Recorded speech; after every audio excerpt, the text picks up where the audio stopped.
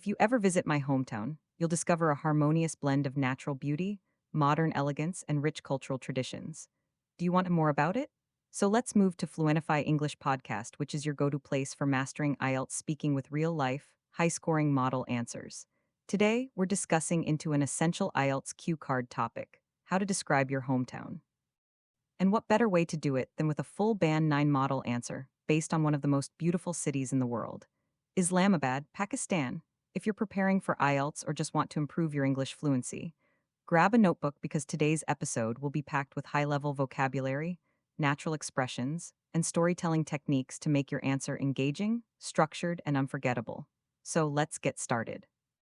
Imagine this, you're sitting in your IELTS speaking test, and the examiner asks you, Okay, so welcome to another deep dive.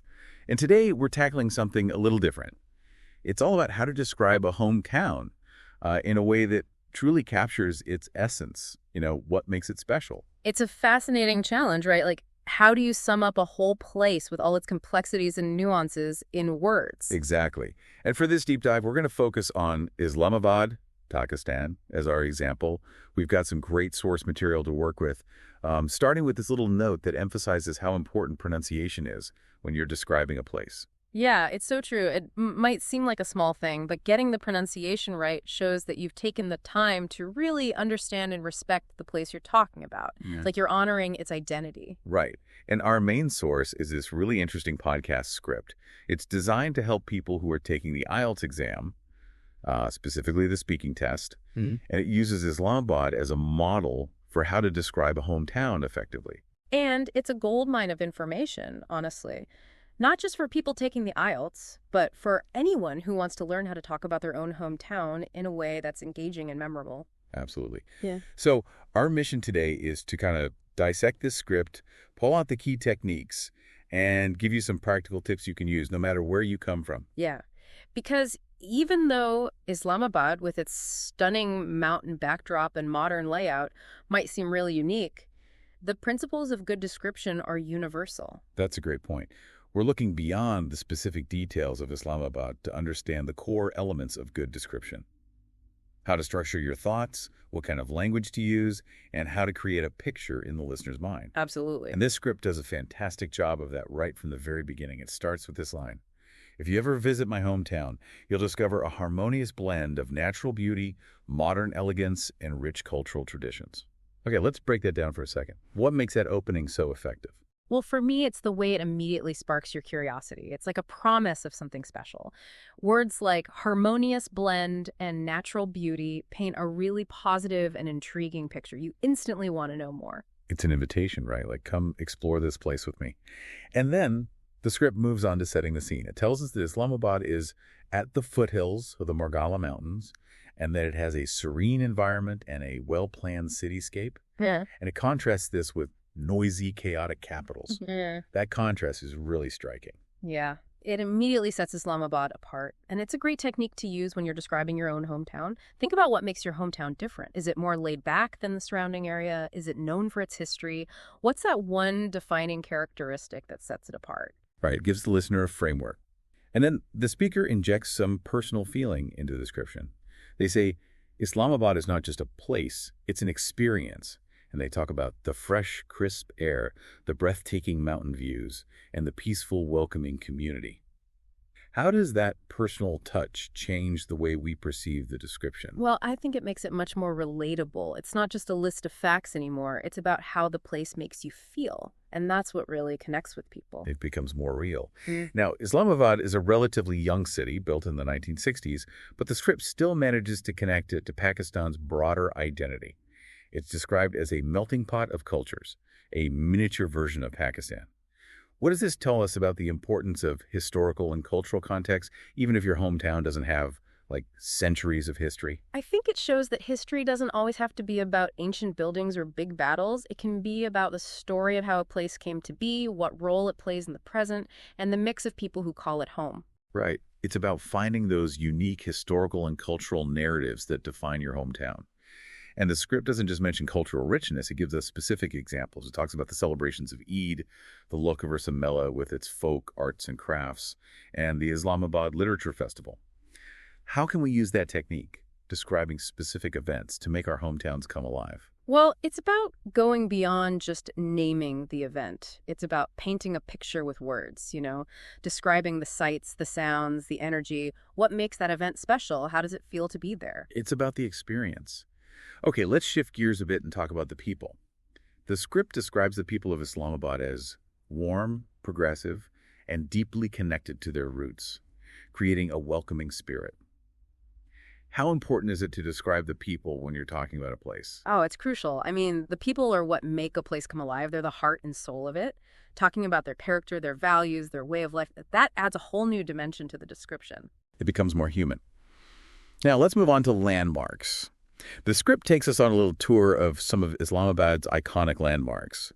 And what I find really interesting is that it doesn't just list them, it tells a little story about each one. Like the Faisal Mosque, for example. It's described as a symbol of peace and spiritual beauty, with its striking white marble architecture set against the backdrop of the Margalla Hills. It's about weaving those visual details together with the significance of the place. What does it represent? What stories are associated with it? It's about giving the landmark a deeper meaning. Right.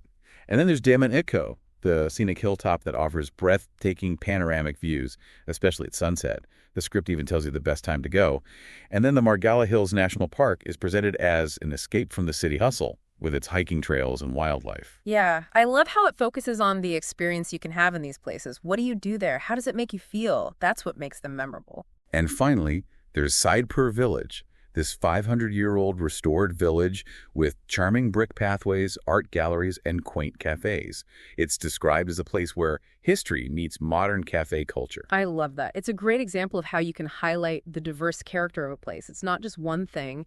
It's about showing those interesting contrasts and juxtapositions that make a place unique. It adds depth. Now, the script also delves into what the speaker personally loves about Islamabad. They start with its reputation as the Green City, with its tree-lined streets and abundant parks. And they mention the 4 distinct seasons, each with its own charm. And that's often what makes a hometown so special, right? Those sensory details, the feeling of the changing seasons, the things you see and smell and experience every day. And of course, we can't forget about the food.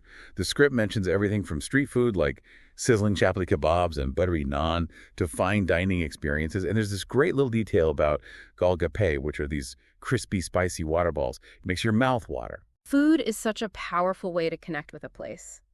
Describing those local specialties, even with a quick, evocative phrase like crispy, spicy water balls, can really bring your hometown to life. It's about appealing to the senses.